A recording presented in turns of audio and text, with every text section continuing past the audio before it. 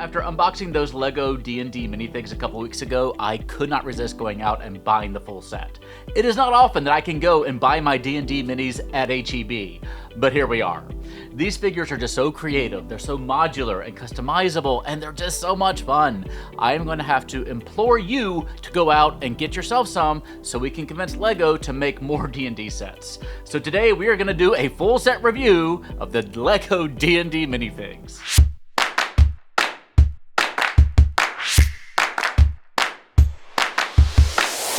Enhance and improve your 5e games today with Hit Point Press. Explore the whimsical dark carnival setting of Heckna. Will you see through the glitzy charade or fall prey to Heckna's everlasting torment? Add a slew of creative and gorgeously illustrated magical items with the Griffon Saddlebag. Learn more today at Hit Point Press by using our link in the corner or down below.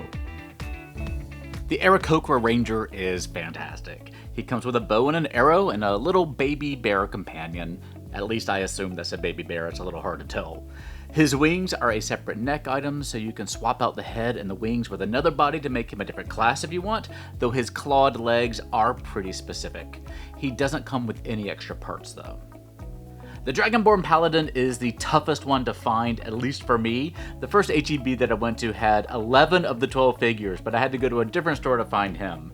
And you can see why he's so popular. Just feast your eyes on the glory that is this minifig. He has a fantastic Bahamut shield and an epic matching mace. His horns are actually separate pieces, and you do get an extra one in case you lose one.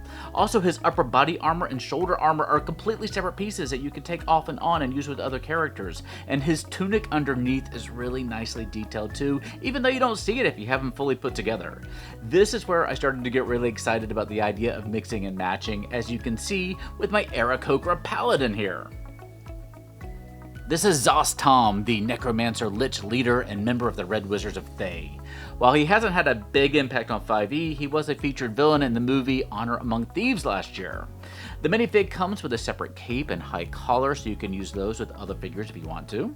Because he doesn't have hair, his head is one-sided, so you just get the one expression, not that Szass Tam is necessarily known for a wide range of facial expressions. The back of his head just has those tattoos. You can replace his head with the red translucent one if you want to. This is our Gith Warlock. My first question was, what the heck is the eyeball on a staff item? Apparently it is the staff of the Elder Eye, according to the source material, which is an item that is not mentioned anywhere else and has no other description that I can find. You might have a bit of a hard time telling that this is a Gith, since all LEGO figures are basically this shade of yellow, but you do see a little telltale spotting around the eyes. His outfit has some little pouches, and he has an orb stone necklace and a nice patterning on his clothes. I also like the potions and the key on his back. This figure also comes with a separate headpiece, so you can make your Gith male or female with two different expressions each. And there's an extra dagger if you want to give him or her a few classes in Rogue.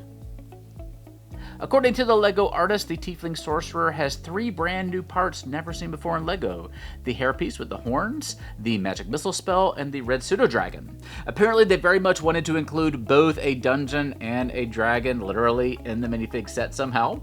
The dungeon is represented by the gray bricks on the base, and here's your dragon.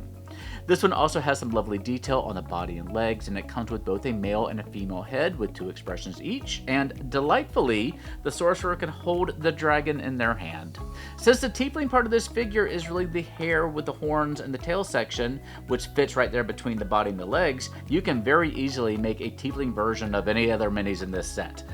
Strahd von Zorvich has his own minifig, and as perhaps the most well-known villain in D&D history, it is well-deserved. He comes with a very hefty sword that you could easily pass off to another character if you like, plus a telltale chalice and a big ol' red-eyed rat.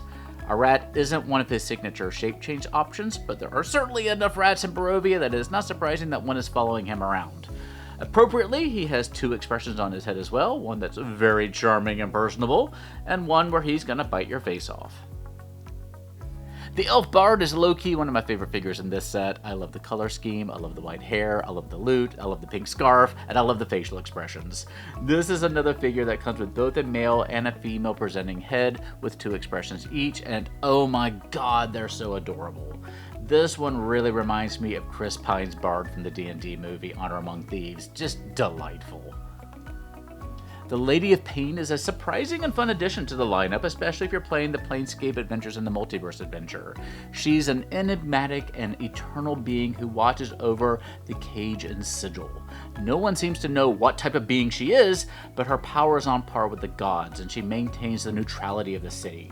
Unlike our Gith Warlock earlier, she is carrying an existing magical item, the Cubic Gate from the basic rules. Each side of the cube is keyed to a different plane of existence. You can use the cube to cast either gate or plane shift to the designated plane. The symbol showing on this one is for the plane of Arborea. The cube is made of 2 pieces, and you get 2 of them each, so you have an extra Cubic Gate item that you could easily use in one of your adventures as a mini on your table. Her minifig also features a unique fabric cape and a soft plastic mask that fits over the head. And if you're hoping to learn her identity or origins by removing the mask, I am afraid to tell you that all is underneath is a completely black head. The Halfling Druid is really adorable with his Keyleth antlers on his little hood, his flower staff, and his little pet bird. The bird you can easily perch on top of one of your other builds as well. One way you can tell that he's a halfling is because his legs are all short and stumpy. You'll be able to see that more clearly in the group shot coming up. His outfit is all decked out with feathers and claws to emphasize his druidic nature. And I adore his 2-toned leaf-shaped cape as well. And again, we get a male head with 2 faces and a female head with 2 faces. And that brings us to our barbarian dwarf. Now, I'm not a long-term LEGO collector, but my understanding is that the large double-headed axe there is a brand new sculpt, and it's definitely one of the most impressive weapons I've seen yet. And he has a mini version of it on his necklace too, along with his 2 belts. And he has a nice painted warhorn strapped to his back. The dwarf is dressed appropriately for Icewind Dale, like a winter location, and one of my favorite details is that fur-lined coat. Since it's a separate piece, at least the fur collar there, you can move it to another character if you like. He has a great torch too that you could easily get a lot of use out of, and once again we get a male head and a female head for you to customize your figure as you see fit. The Mind Flayer minifig is arguably the simplest, but also probably the most fun. The figure itself is just the custom illithid head, the body, and the legs. When the head is removed, you can see some of the metallic paint that they used on the detailing of the body, though it's hidden when the head is on, so you can't really see it then, but it is very cool. There is nothing for the Mind Flayer to hold in his hand, but he does come with an Intellect Devourer pet.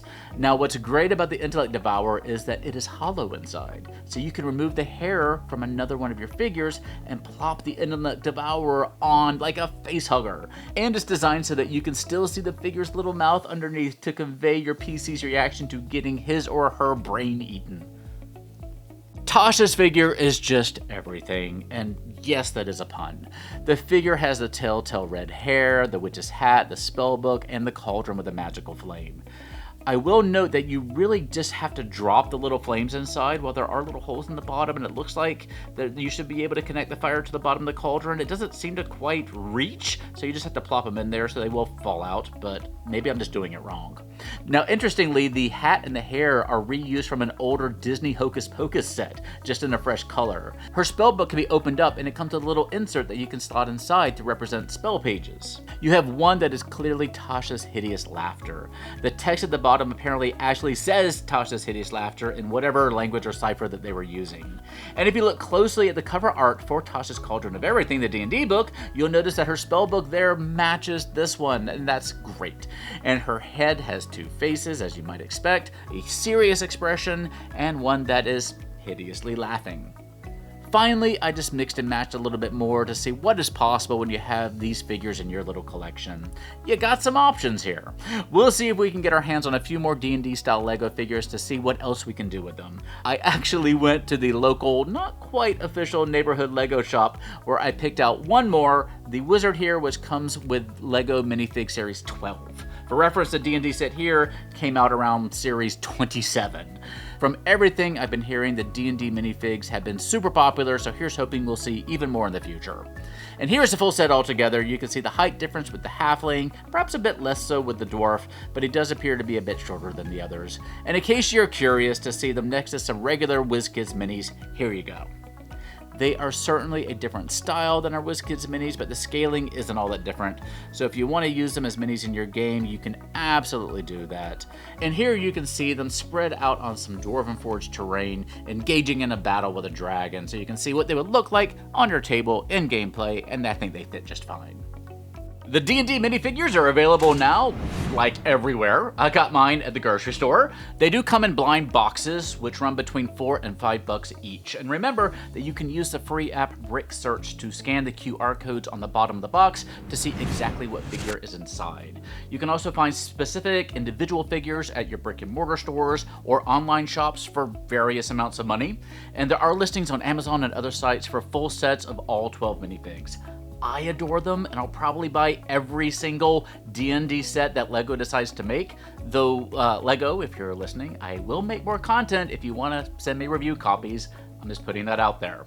Let me know what you think of the set in the comment section down below. Would you use LEGO figures instead of minis at your table if you had the option? And what minifigures do you want to see them make next? I mean, I think we need some like orcs and goblins and kobolds, if nothing else.